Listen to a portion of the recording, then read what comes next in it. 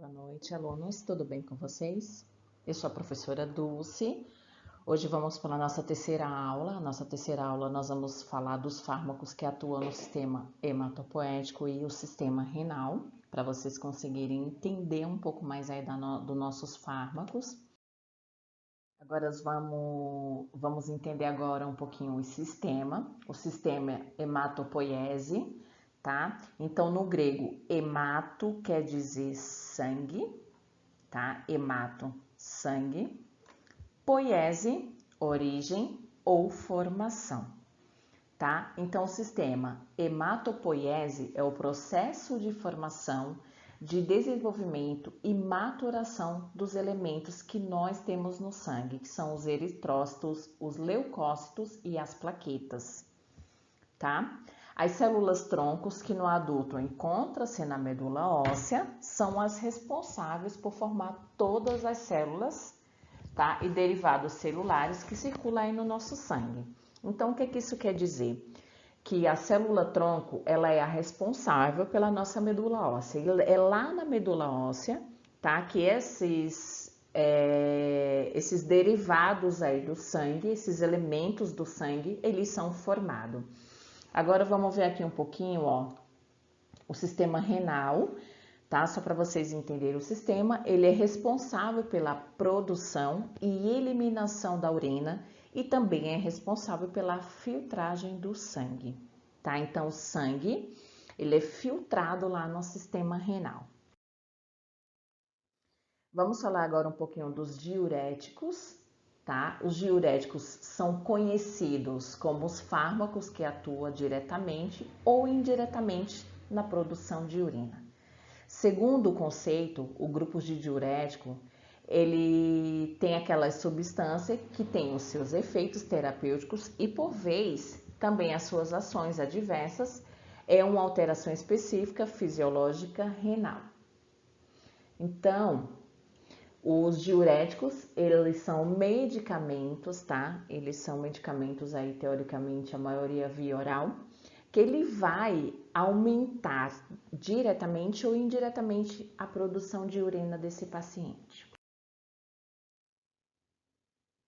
Os diuréticos, eles são principalmente utilizados no alívio de edemas, tá? Para tratamento de hipertensão.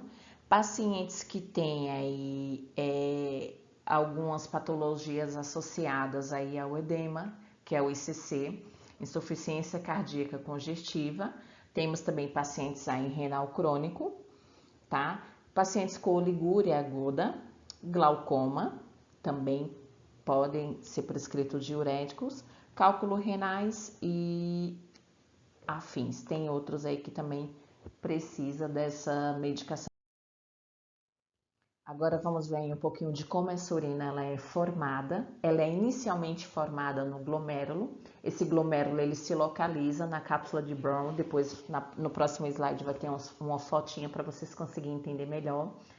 Onde na cápsula de Brown ela é submetida a uma ultrafiltração, tornando-se assim isento de componentes celulares não filtráveis, que daí hemácia não filtra, leucócitos, proteínas plasmáticas também não são filtráveis, tá? Durante sua passagem pelo lúmen do néfron, este fluido praticamente aproteico é submetido a diversas alterações na sua composição. Alguns dos seus componentes são reabsorvidos quase que integralmente para o interior dos vasos sanguíneos renais. Então, aqui, ó, nós temos o glomérulo, que foi falado no slide anterior, que é onde a urina começa a ser formada aqui, depois ela passa também pelo túbulo distal, tá? Tem, ó, a cápsula de Brown, túbulo distal, depois ele vem aqui pelo túbulo proximal, tá? Aí depois a gente tem o tubo coletor e a alça de Ellen, tá? Então, dessa forma, os diuréticos ele pode afetar principalmente 3 processos fisiológicos, que é a filtração glomerular, a reabsorção tubular e a excreção tubular, tá? Os diuréticos, eles são drogas que aumentam a excreção de sódio e da água do corpo através de uma ação sobre o rins. Seu efeito primário consiste em diminuir a reabsorção de sódio e cloreto, então ele vai fazer com que o seu corpo não reabsorva muito sódio e cloreto, tá bom? Sendo que ele vai aumentar também a perda de água secundária e a excreção aumentada de sal. Isso pode ocorrer através de uma ação direta sobre as células do néfron, ao modificar indiretamente o conteúdo a ser filtrado. Então, eles são classificados em diuréticos tiazagídicos, diuréticos de alça, poupadores de potássio, então ele já fala, ele vai poupar o potássio dentro da célula, diurético osmótico, inibidores da anitrase carbônica, tá? Vamos falar aí dos principais diuréticos, tá? Que nós temos três grandes grupos, tá? Esses três grandes grupos aí, nós vamos ter os diuréticos de alça. O que são diuréticos de alça? São grupos de fármacos diuréticos que atuam no rim, aumentando o volume e diminuindo, tá, a concentração dessa urina. Então, nós vamos ter o furosemida, que é o Lasix, o butemida, que é o Bunurax, e o torazemida. Vamos falar aí um pouquinho dos diuréticos tiazídicos. Esses diuréticos, ele impede a reabsorção do íon e do sódio, tá? Então, ele provoca também a excreção de potássio, o que abriga monitoramento a concentração plasmática. Então, ele tem uma ação aí, como que podemos dizer? Ele tem um mecanismo de ação diferenciado. Então, nós temos aí alguns exemplos, tá? Aqui são os exemplos que nós temos, tá? Nós temos a hidroclorotiazida, o clolatidona, indapamida e metazolona. Os diuréticos poupadores de potássio, ele já diz, ele vai poupar potássio dentro dessa célula. Então, aí nós vamos ter amilorida, espironolactona e triatereno. Então, isso daqui são diuréticos poupadores de potássio, ele vai poupar o potássio dentro dessa célula. Então, cada uma dessas três classes de diuréticos citados aí no slide anterior, ele tem uma ação de local, tá? Ele age em algum túbulo, em alguma parte do túbulo renal, só que são partes distintas, tá? Então, ele tem uma ação e o efeito adverso distinto. Isso também pode ser perfeitamente possível o médico prescrever duas classes desses diuréticos, tá? Não há nada errado nisso, é uma conduta certa, vai depender muito do que ele vai observar, tá? Mas daí nós já temos as combinações prontas no mercado, aí para vender. Um exemplo aí que a gente tem é a hidroclorotiazida mais amilorida, que daí no caso é a medicação chamada Moduretic, então ela já tem as duas medicações prontas, tá? Na mesma composição, na mesma cápsula de comprimido, então pode sim o médico prescrever, mas isso daí ele vai avaliar o paciente, ver qual é o mecanismo de ação que ele espera que essa medicação faça para ele poder prescrever. Nós vamos ver aí agora o furosemida, que é o Lasix, é o nome comercial. Ele é o mais famoso diurético de alça. É também conhecido pelo nome comercial de Lasix. O furosemida é um diurético mais potente que nós temos hoje aí no mercado. Então, ele é mais indicado aí pela classe médica, porque ele é o mais potente, tá? Os diuréticos tiazídicos ele promove uma diurese menor que o furosemida, porém, por terem um efeito que dura até 24 horas, a perda de sódio e água acaba sendo constante ao longo do dia. Esse longo tempo de ação, ele é associado ao fato de também ter alguns efeitos vasodilatador e faz com que os diuréticos sejam mais eficazes no tratamento da hipertensão, esses diuréticos tiazídicos. Então, ele tem uma ação que dura 24 horas, tá? Então, o tempo de ação dele é mais prolongada, tá? 24 horas, aí então esse paciente fica 24 horas com essa medicação no organismo. Ele, além de ter um efeito diurético, ele também tem um efeito, pode ser também que ele tenha algum efeito vasodilatador, então faz com que essas medicações tiazídico seja mais eficiente aí no tratamento da hipertensão. Por isso que esse é um diurético, né? A hidroclorotiazida é uma das medicações que é mais prescrita hoje aí pela classe médica, tá? Os diuréticos poupadores de potássio, ele é um diurético que o nome já fala, tá? Ele vai poupar o potássio, tá? Essa classe possui o nome porque é o único que aumenta a excreção do potássio na urina. Os poupadores de potássio, ele age excretando sódio e diminuindo a excreção de potássio. Isso é ótimo para quem tem potássio baixo e é perigoso para quem tem o potássio alto. Por isso que, se o paciente passa por uma avaliação, tá? Para o médico ver o que precisa ser prescrito para esse paciente. Os diuréticos poupadores de potássio são do grupo diurético mais fraco. Eles estão contraindicados em paciente que tem insuficiência renal avançada, porque paciente que tem insuficiência renal avançada, ela já tem uma queda do potássio, tá bom? Então, quando esse paciente, na verdade, ela tem um aumento do potássio, tá? Paciente com insuficiência renal avançada, ela tem esse aumento de potássio, então isso é perigoso para quem tem o potássio alto, tá? Ele é contraindicado a paciente que tem insuficiência renal avançada justamente por causa disso, porque esse paciente ele tem a elevação do potássio e isso se torna mais perigoso, tá? A espirelactona também inibe o hormônio chamado aldosterona, que quando está elevado piora a insuficiência cardíaca e a cirrose, por isso ela é muito usada nessas duas doenças junto com o furosemida, então eles fazem uma junção dessas duas medicações, tá? Vamos falar aí agora um pouquinho dos agentes hematológicos, são os medicamentos que atuam sobre o sangue, tá? Segundo o tipo de efeito produzido ou desejado, pode ser classificado em algumas classes aí principais. Então, nós vamos ter os antianêmicos, anticoagulantes, antitrombóticos ou antiplaquetários, fibrinolíticos, hemostáticos ou coagulantes. Então, nós temos aí essas classes de anticoagulantes, tá? Para que a gente consiga trabalhar aí com agentes hematológicos. As ações, né? As noções de homeostasia, ela vai se entender pelo mecanismo completo que bloqueia o sangramento, prevenindo hemorragia espontânea. Trata-se de um processo biológico com a participação de uma cascata enzimática que envolve 13 fatores de coagulação, que é a cascata de coagulação.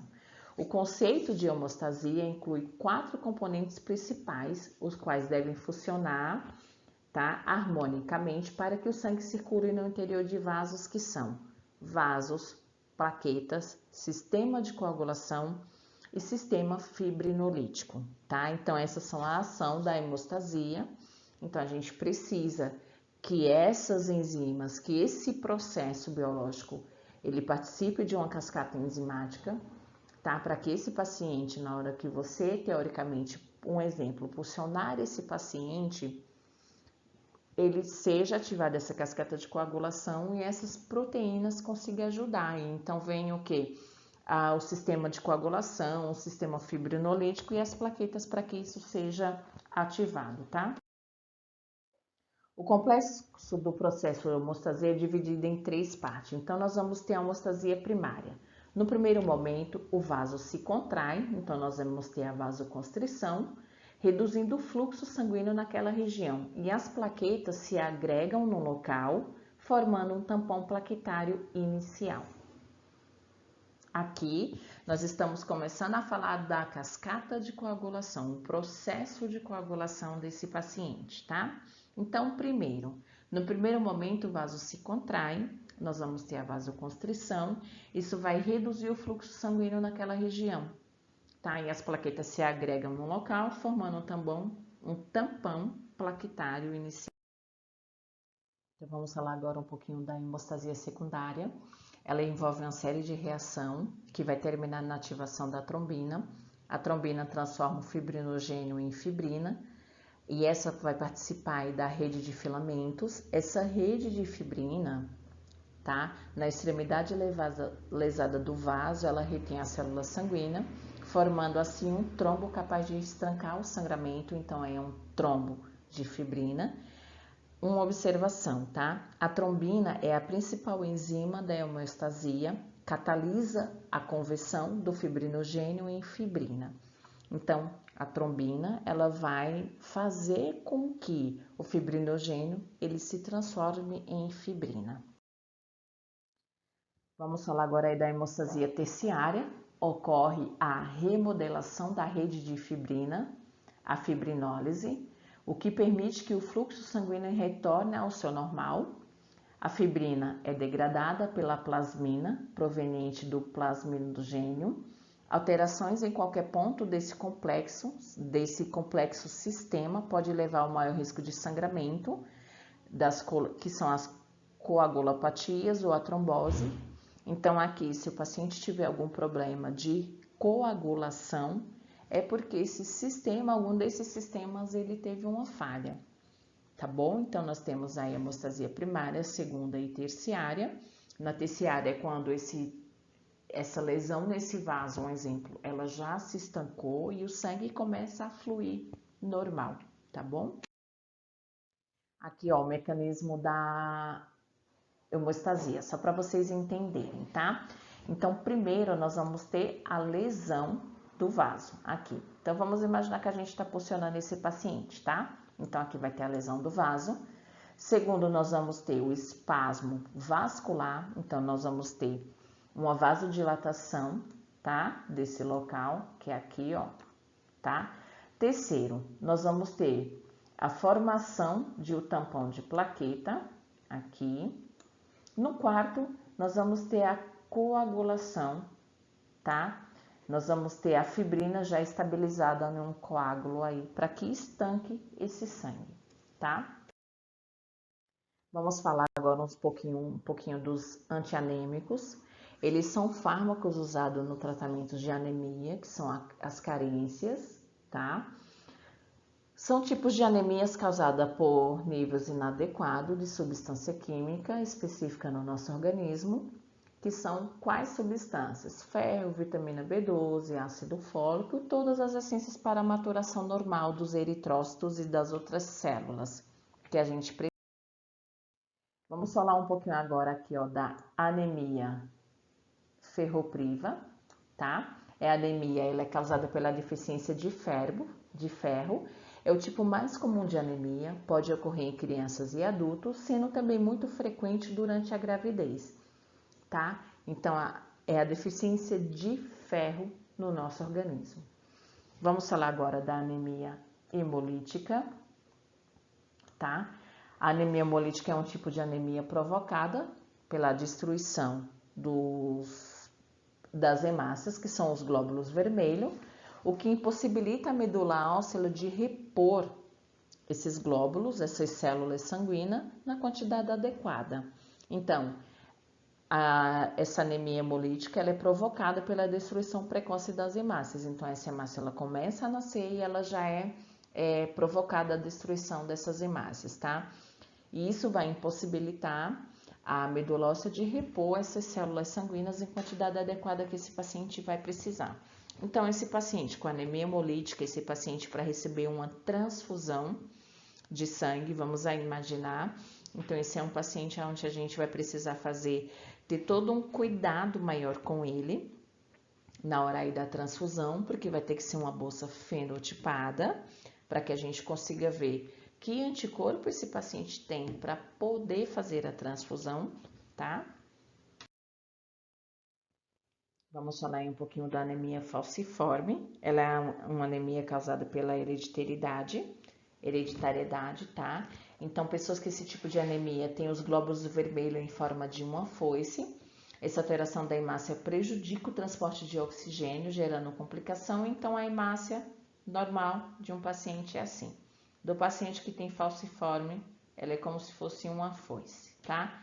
Então, ela é como se fosse, deixa eu ver se eu consigo desenhar melhor, aqui, ó, tá? Uma foice. Então, isso prejudica aí o transporte de oxigênio desse paciente, Então, ele vai gerar aí algumas complicações, cansaço, ele vai sentir também bastante dor, e é muita dor, tá? Então, esse paciente aí, ele tem que ter um acompanhamento aí com o hemato, para que ele consiga aí sobreviver, né? Ter uma vida normal. Vamos falar agora também da anemia microcítica. Ela é uma anemia caracterizada pela diminuição da quantidade de hemoglobina dentro dos glóbulos vermelhos.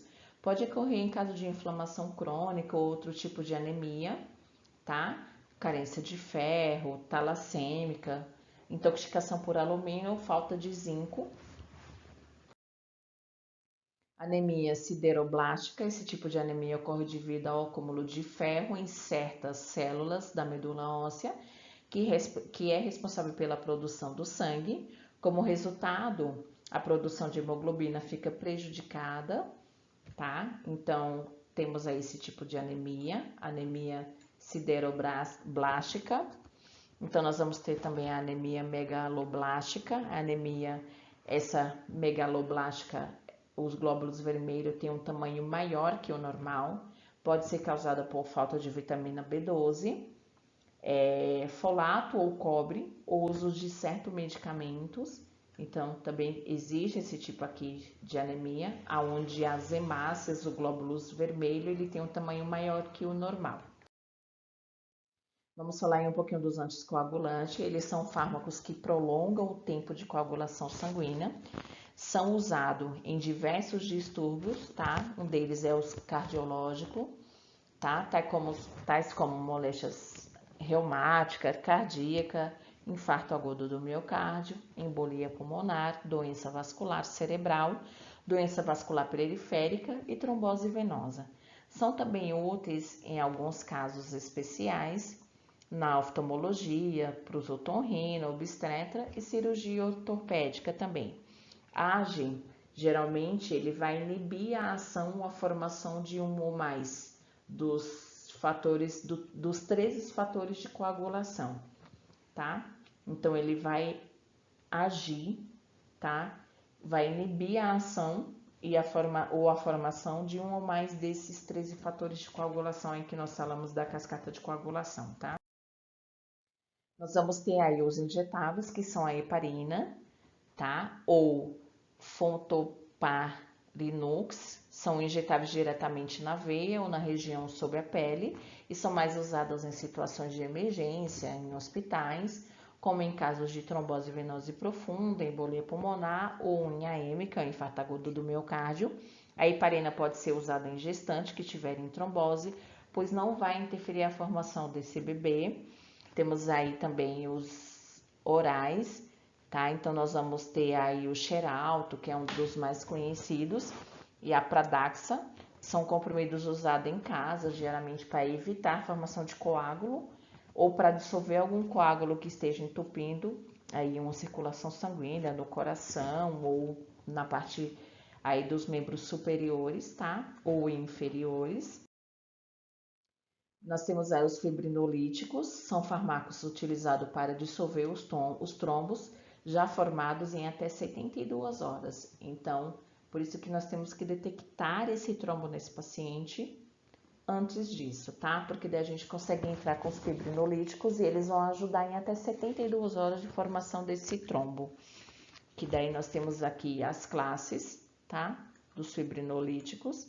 Vamos ter também os anticoagulantes, eles são medicamentos que impedem a formação de coágulos, utilizado normalmente na prevenção de trombose venosa profunda, da TVP.